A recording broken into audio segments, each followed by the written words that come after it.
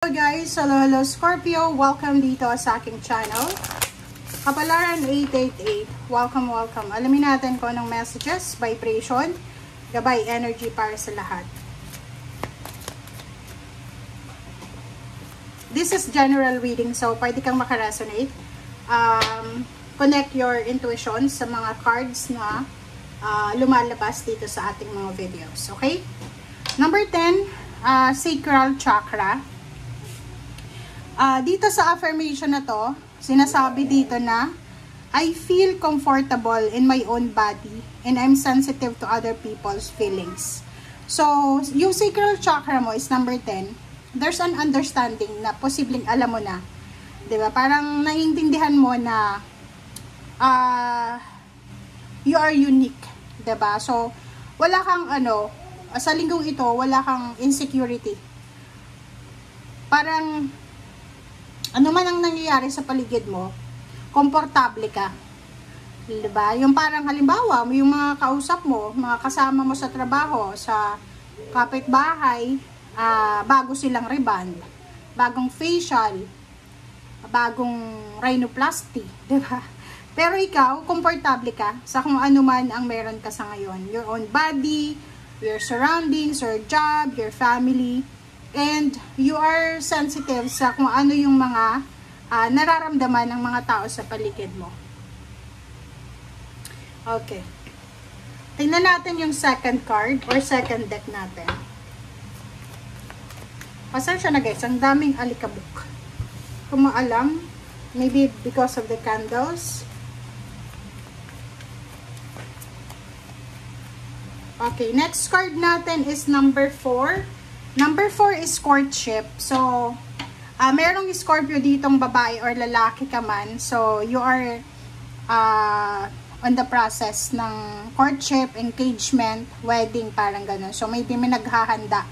May naghahanda para sa pagpapakasal, naghahanda para sa engagement, or handang-handa ka na, if you are single, handang-handa ka na magmahal. Okay? And maybe may mga Scorpio dito na may asawa, may karelasyon.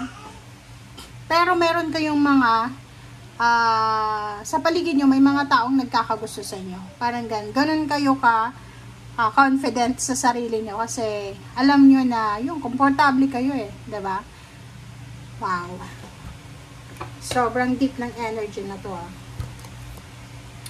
Walang insecurity sa katawan ng Scorpio na to.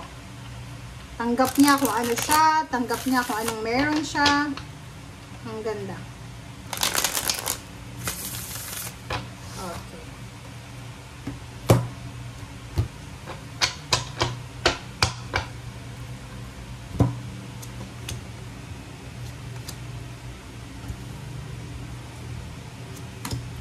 Okay, 3 cards natin is Page of Cups. Okay, Page of Cups, the Wheel of Fortune, and the Strength card. So, yung 3 cards na yan ay nagsasabi sa'yo na relationship, maybe may bagong relationship na papasok sa buhay mo na pwedeng tutulungan ka para mabago yung takbo ng buhay mo. So, maybe yon, maybe siya. 'Di ba? Ayop na single ka kasi kung may asawa ka, diba? Posible naman na pag may nanligaw sa'yo or may niligawan ka, magpakasal ulit ka, diba? So, dito, sinasabi na ihanda mo ang sarili mo. Prepare yourself, Scorpio, para sa incoming emotional offer, friendship, collaboration, intimate, na pwedeng magdala sa'yo ng sobra-sobrang strength and courage. 9 of Swords, 9 of Wands. Wow, ang ganda. Scorpio, yung 9 of Swords and 9 of Wands, 99 siya. Parang siyang negative, diba? So, maybe you experience parang pagod. Sobra-sobrang pagod. Dahil sa ikaw yung breadwinner ng pamilya. Dahil sa ikaw yung nag-workout para sa relationship. And now, the wheel is turning. Favor sa'yo. So, yun, i-prepare mo talaga ang sarili mo kasi may victory in success, may 6 of Wands. So, sinasabi ng Six of Wands na yan, na lahat ng pagod, sacrifices, lahat ng sleepless nights mo, lahat ng pain and heartaches, lahat ng luha na iniluha mo, lahat ng pawis na nawala sa katawan mo, ay may kapalit yan na victory and success, may kapalit yan na recognition. Like for example, sa relationship, kung may ex ka, yung ex mo sobrang siloso, tamad, nananakit ng damdamin mo, nananakit ng physical, 'di ba? Sinusuntok ka, sinasampal ka, pinagsasalitan ka ng masasamang salita, parang ganon. And sinasabi ng Wheel of Fortune na kung may mga ganon na Scorpio na naka-experience ng ganyan, posibleng makatagpo kayo ng tao na baliktad sa kung ano yung ginagawa sa inyo sa past. So this one is kung sino man ang taong to na papasok sa buhay mo, tutulungan ka niya para makabangon ka sa trauma na pinagdaanan mo sa iyong nakaraan. Tutulungan ka para mabago yung cycle ng buhay mo.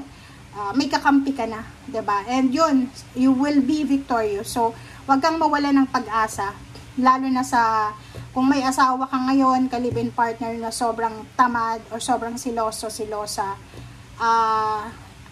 Sinasabi siya ng barahan na hindi mo deserve yan. May tao na papasok sa buhay mo na talagang siya yung ibabangon ka niya galing sa kung ano man na pain and heartaches. Okay? Okay, King of Swords. Wow. So, this one is for the future. Sinasabi ng barahan, nandito yung King and Queen of Swords, yung direction mo is napaka-solid. Solid yung foundation, solid yung direction. So, if ever lang na nasa sitwasyon ka ngayon na parang hopeless and helpless ka in terms of relationship or job, huwag kang mag-alala kasi yung King of Swords and Queen of Swords, this is stability and balance, lalo na sa mga connection, diba? Sinasabi ng barahan na just stay to your purpose, diba? Alam mo kung ano yung purpose mo, And yung pagbabalanse ng pera, hindi yan problema Kasi yung mga Scorpio, masisipag sila. Masisipag yung Scorpio, walang sino man ang makakapagsabi na etong Scorpio na to ay pabaya sa trabaho. No, kasi isa sa mga zodiac signs, Scorpio, ang sobrang sipag talaga. Sa pagbabalanse ng pera, if yun yung direction mo, ito yung halimbawa na rason, bakit gusto mong mangibang bansa? Bakit gusto mong magbago ng relationship? Siguro may pinagdadaanan kang financial, emotional stagnation, na yun yung parang naging stepping stone mo para lumabas dyan sa comfort zone. And Ten of Pentacles, sinasabi ng barahan na may purpose ka Parang may goal ka na sinasabi mo na bago matapos yung 2 taon, dapat may ipon na ako. Yung 1 milyon. Or maybe, nakapagpatayo na ako ng bahay. So, sinasabi ng barahan na everything happens for a reason. The Magician is here. And Six of Swords, sinasabi ng barahan sa'yo na huwag kang mag-alala. Kasi lahat ng paghihirap, lahat ng problema na dinanas mo, nakikita yan ng Panginoon. And isang magical, isang unexpected na travel, relocation, isang unexpected na new beginnings ang posibleng ibibigay sa'yo ng universe. Lalo na kung may anak ka. Okay?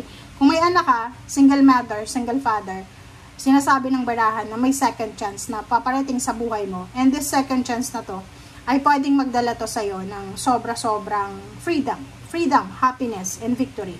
Okay? Gets nyo yun, guys. Halimbawa, sa dati mong company na pinagtatrabahuhan, sobrang limited. Walang kalayaan. Pwedeng OFW ka or nasa Pilipinas ka pero wala kang day off or maybe may day off ka pero hindi yan kasama sa sahod mo. So, parang ganun. And dito sinasabi, wag kang mag-alala kung ano yung wala sa'yo sa past, kung ano yung na-experience mong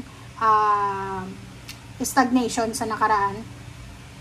Ang sabi ng universe sa'yo, isang napaka-importante na pagbabago ang darating sa'yo. Dala ng Wheel of Fortune, dala ng Magician, na pwedeng parang parang pagkagising mo, biglang nagbago yung sitwasyon mo.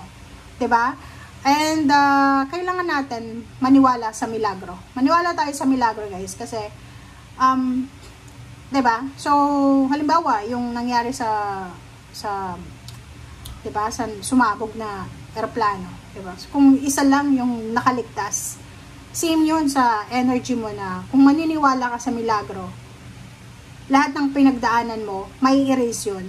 Like mga traumatic experiences na yan, na rason kung bakit hindi ka makatulog. Diba? Hindi ka makatulog kasi hindi mo makalimutan yung sakit, yung hinanakit. But, bibigyan ka ng second chance, third chance, fourth chance ng universe para maging victorious. And, yung 6 of Wands and 6 of Swords, nasa, kumbaga, end siya ng present and future mo. So, sinasabi na siguradong sigurado yung travel.